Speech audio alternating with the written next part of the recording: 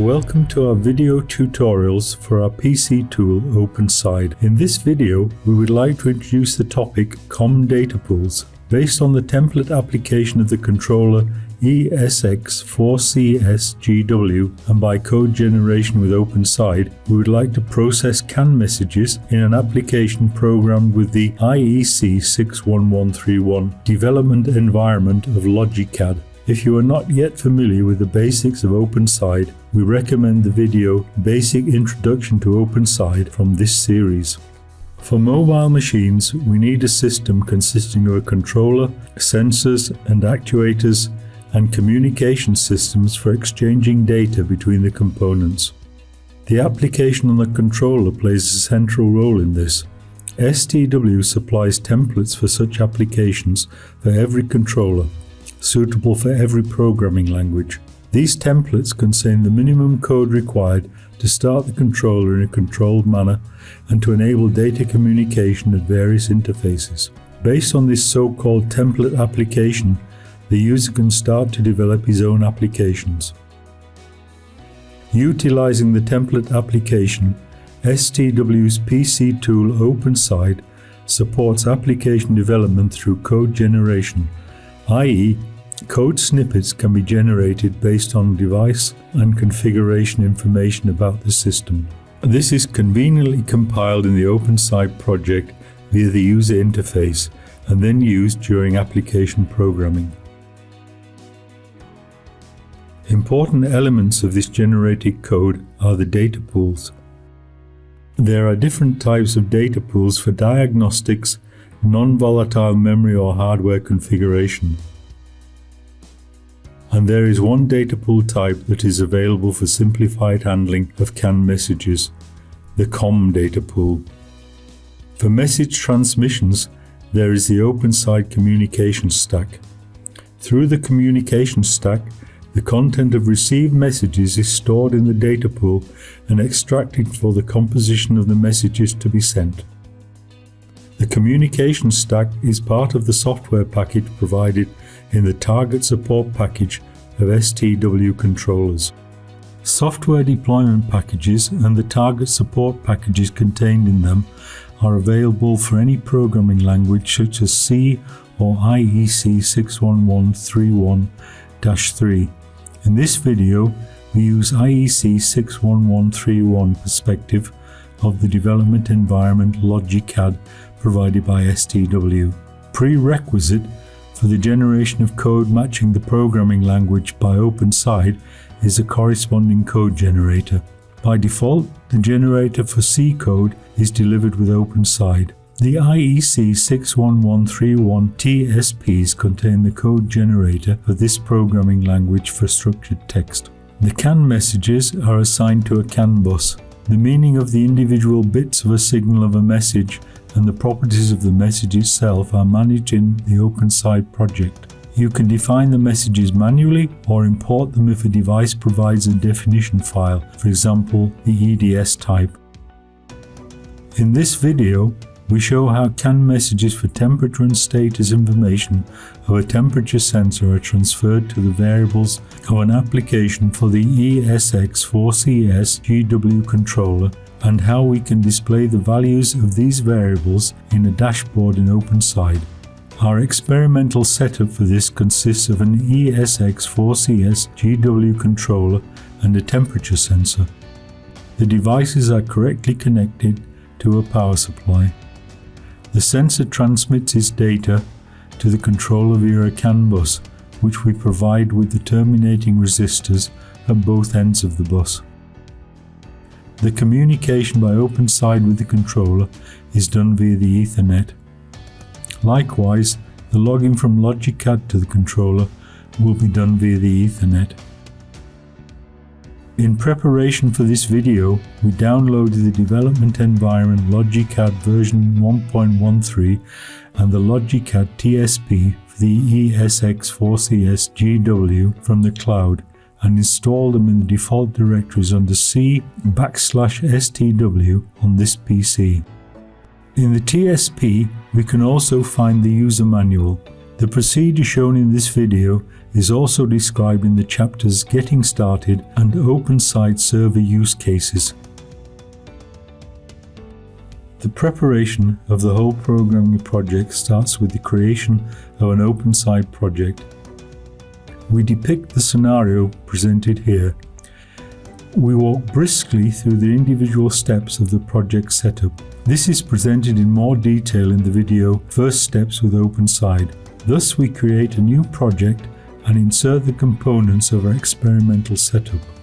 An STW controller type ESX4CSGW and a temperature sensor as a third-party device. Here, we intentionally do not use the T01 from the toolbox to show that this also works with devices not made by STW. A CAN bus, which we give a meaningful name. Controller and sensor are connected to the CAN bus.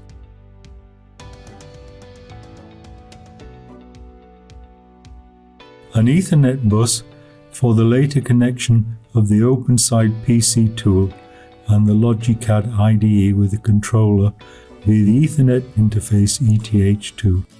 We also give this bus a meaningful name. We leave all values like node IDs and CAN speed at their default values because they also suit the hardware used in this video. Thus the controller has the node ID 0 and the sensor the node ID 1. We name the sensor with its real name. The IP addresses for the Ethernet interfaces are, in principle, freely selectable. However, we adapt them to the default values, which are also used in the template application for logi.CAD. We will not use Ethernet interface 1 in this project, and deactivate it here in the openSYDE project. We save the project, and because of the logi.CAD IDE, we make sure that neither path nor project name contains spaces or special characters.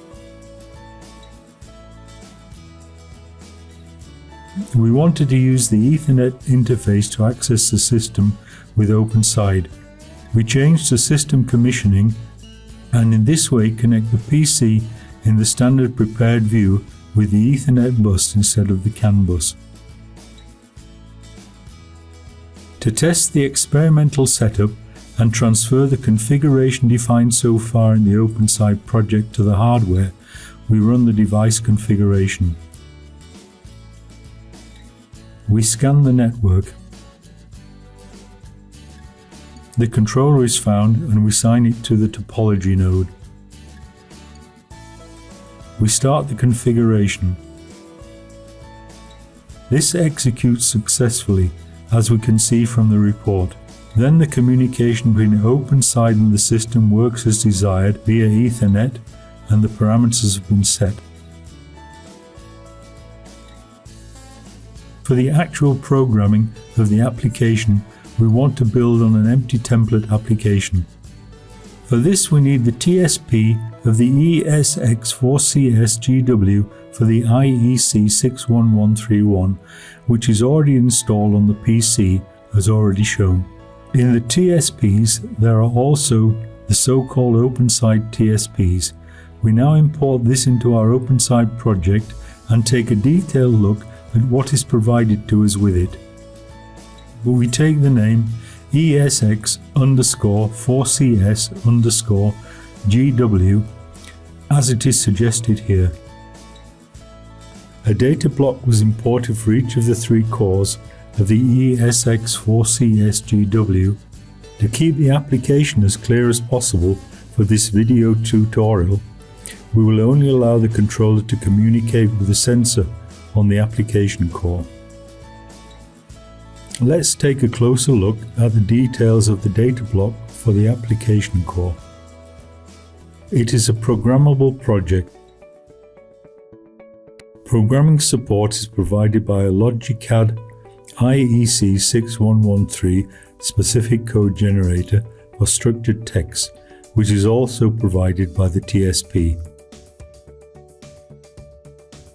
Furthermore, we see the path to the programming project to the IDE, path and name of the resulting hex file, as well as the link to call up the logi.CAD IDE in English and with the IEC61131 perspective. Since STW regularly provides new versions of the IDE, the path name for the call-up may well be different and may have to be adjusted in the openSYDE project.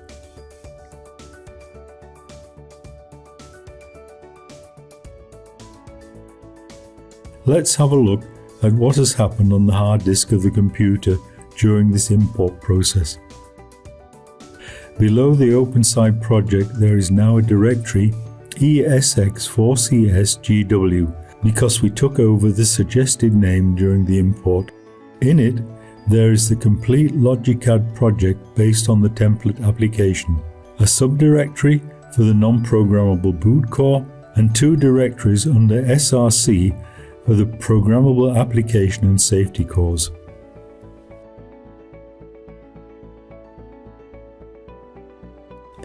Let us now take a look at the project for the application core, using the logi.CAD development environment and starting the logi.CAD IDE from openSYDE.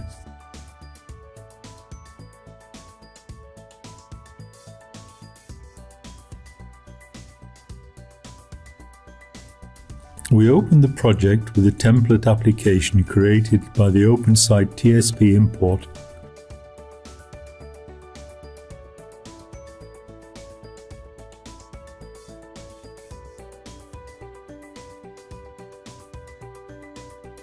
logi.CAD should always use projects with unique names, so we assign a new project name in the context of this video tutorial and then perform the clean step to eliminate problems caused by the renaming.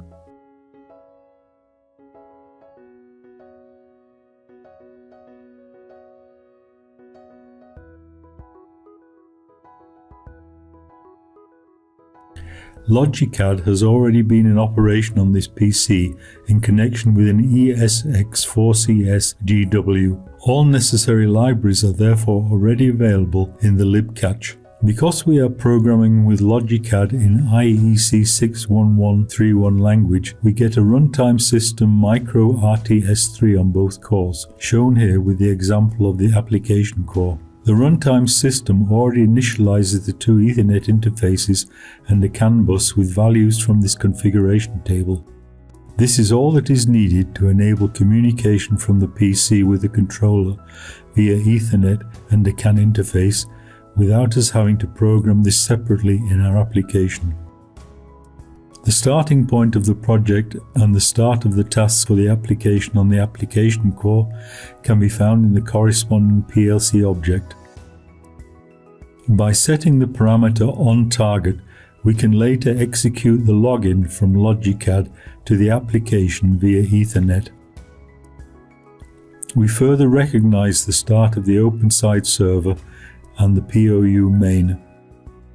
In addition, we assume in the template that openSYDE will be used later. As a result, associated global variables are already included.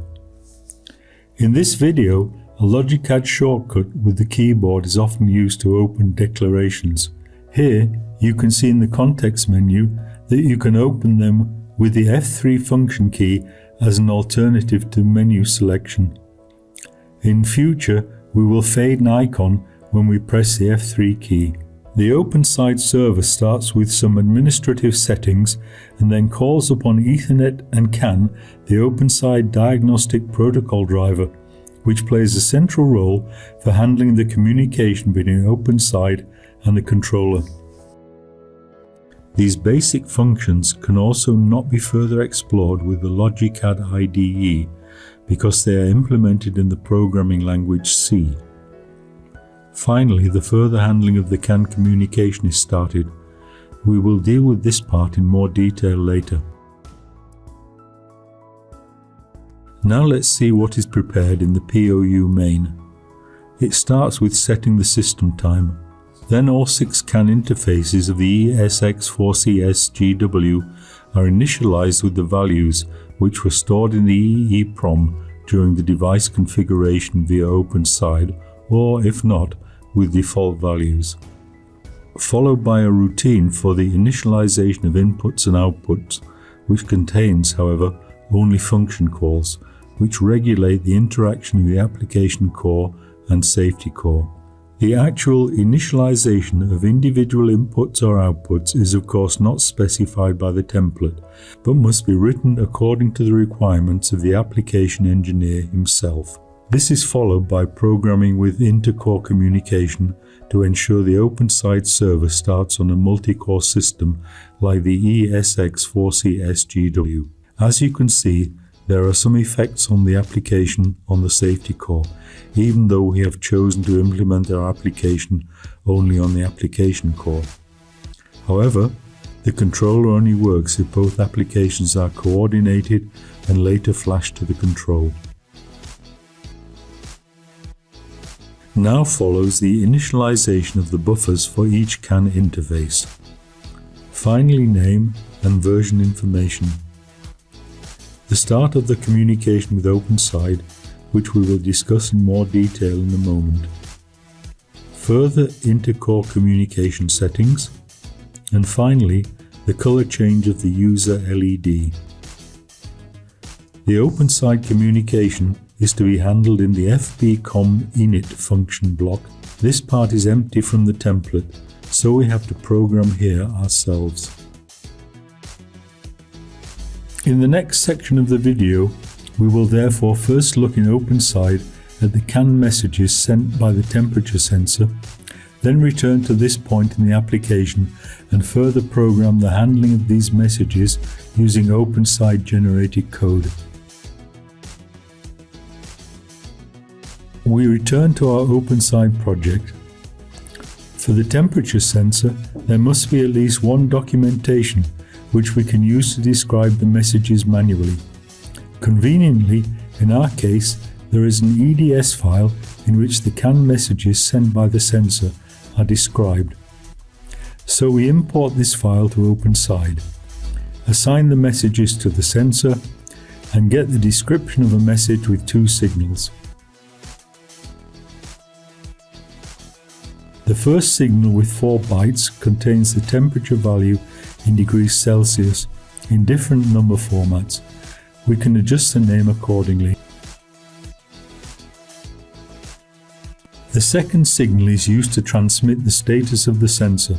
Here, for example, it is coded as to whether the measurement was valid or the sensor is in positive or negative overload. We also adapt this name.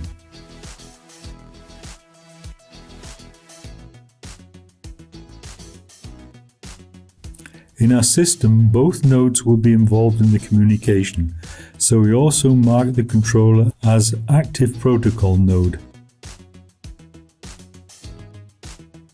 We can see from the documentation of the sensor that it sends the message with the CAN ID 180 plus node ID. In our case, this will be 181 and is therefore already configured correctly.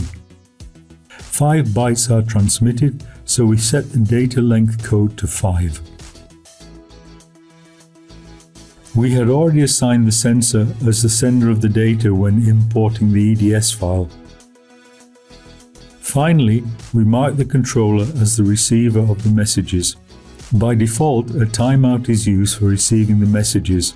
In order not to have to consider timing during the video, we deactivate this timeout. Through this process, so-called COMM Datapools have now been created by openSYDE.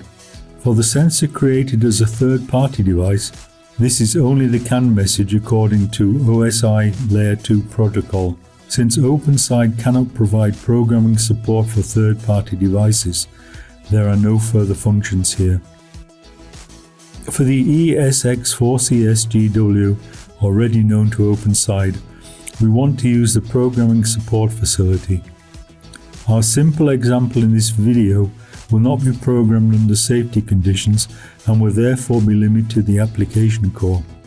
Therefore, we select this application as Related Data Block. We can now generate code for logi.CAD IEC61131 programming with the function generate files. To do this, we should first save the changes made.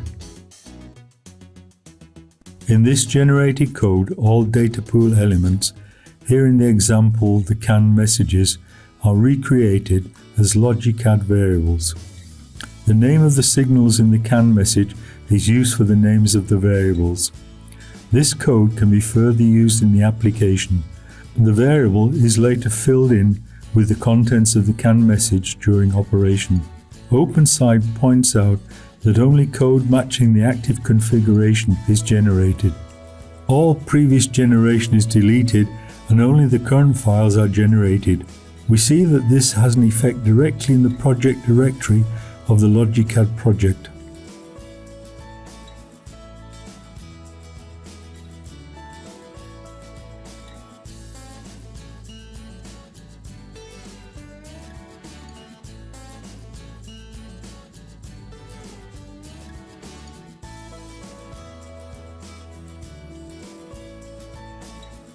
We now return to the logi.CAD IDE to continue program with the generated code and our own requirements for the application.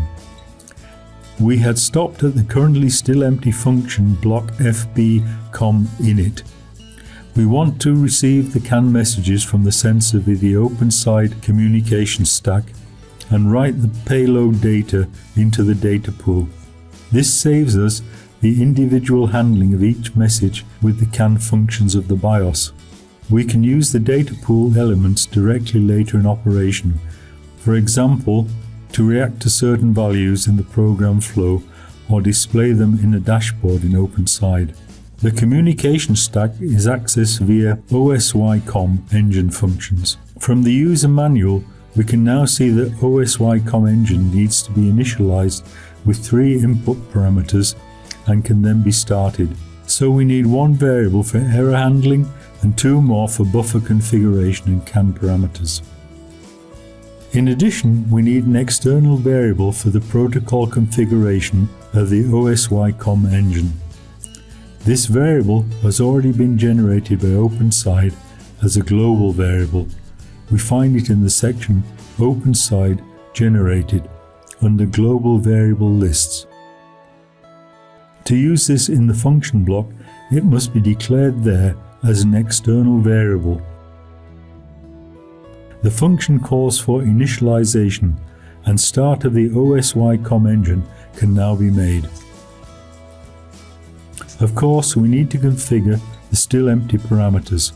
Hence, we define an array for setting the CAN filters. This is also described in the user manual. We can set the CAN filter as we expect the messages for our sensor. 11-bit identifiers are used. The CAN ID is 181. Messages with exactly this ID are to be filtered out by the mask. The software buffer is set to the proven size 10.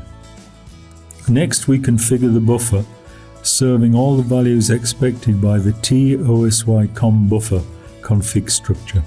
First, we define that we only use 1 filter because we only expect messages from the 1 sensor in our project. We then set the TX software buffer to the small proven value of 10. For the filters, we pass the previous defined array. The filter mode is used to specify that the application core alone should receive the CAN messages. For the filter mode, we use named data types from the openSYDE server library. Now the controller-specific initialization parameters are complete. First is the filter mode we have just defined, as well as 2 parameters that the OSY.COMM engine expects if the CAN messages are not to be used on the safety core. For the sake of simplicity, we will continue the limitation to the application core in this video. Now the openSYDE communication stack runs through the OSY.COMM engine functions init and start. We save and close this function block.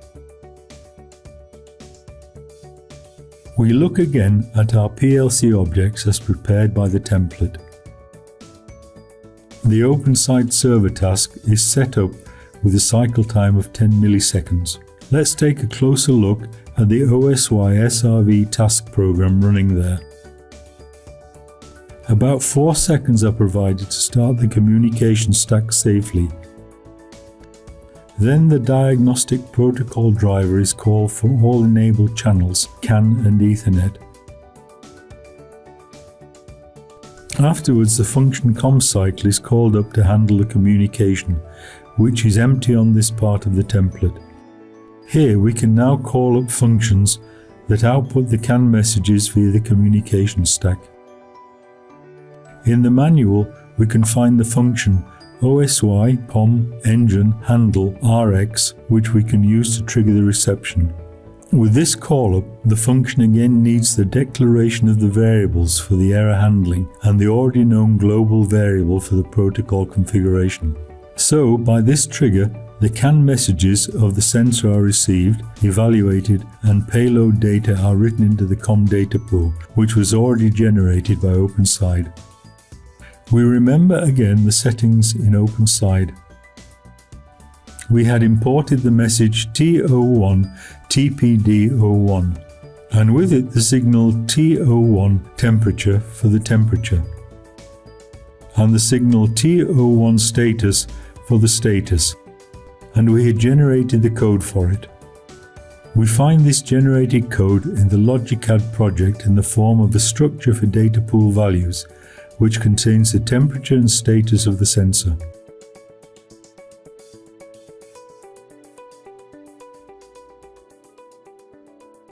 With this, we now work further in the COMM cycle. We first declare a global variable with the structure. Next, we want to get the values out of the data pool and write them into output variables to return them to the call-up instance. This construction serves to later enable viewing of the values with the data debugging function of logi.CAD, which is only applicable to programs and function blocks. So, we declare the output variables. And now we write into the first variable from the data pool the first temperature value, and in the same way into the second variable the value of the status. We return the error variable. In the call-up of the COMM cycle in the program OSY-SRV task, we write back the output variables, which of course we also have to declare here. Finally, we save our project.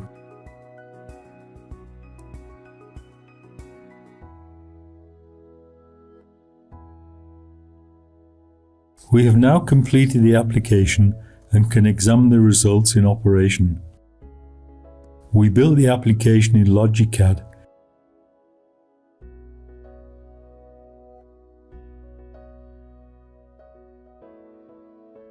The process was built successfully. We also built the application for the safety core in logi.CAD. We have shown the dependencies of the two applications earlier, and the controller can only work if both applications for safety and application core, as well as the application for the boot core, are installed properly. This build process was also successful. We can now flash the finished applications to the controller using openSYDE. We start the update mode, and openSYDE shows by the grey icons that there are new application files for the controller. So we start the update. Our new logi.CAD application has been flashed to 3 cores. We exit the update mode and thus reset the controller. The new application is now running on the controller. We can use the generated data pools in openSYDE to display the values in the dashboard in the openSYDE project. We drag a widget for the temperature value onto the dashboard and a widget to display the status. Neither widget is yet configured. By clicking on the widget, we offer the data pools as possible data elements for the widget, and we select the appropriate element for the temperature. We do the same for the status.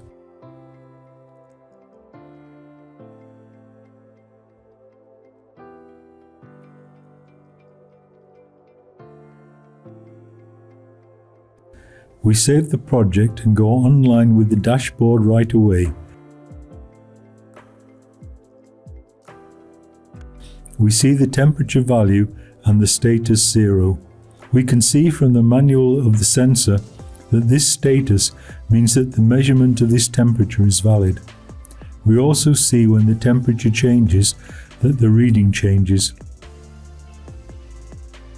As we look at the data pool values in the dashboard, we see the values that the application on the controller is also working with.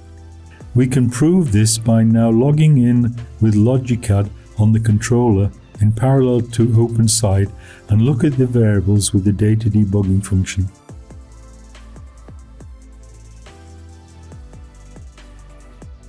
Here we are at the application core application level after login, and when we call up the common cycle function, we see the return value of the data pool elements, which is the same as the value in the openSYDE dashboard.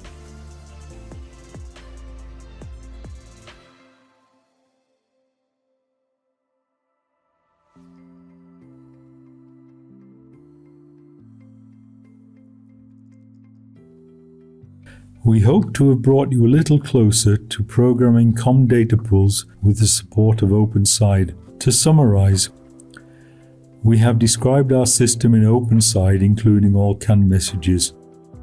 We have defined COMM Datapools. We have generated code for programming with logi.CAD IEC61131-3 from it. We have written the payload data of the CAN messages into the data pools with the help of openSYDE specific functions and used them in our applications. We built the application as a hex file and put it into operation on the controller. We were able to display the data pool elements in the dashboard in openSYDE, and by logging in via logi.CAD on the controller, we were able to display the same values in the IDE. In the series of openSYDE videos, other videos appear on this channel that deal with the details of single features. We wish you every success in using openSYDE.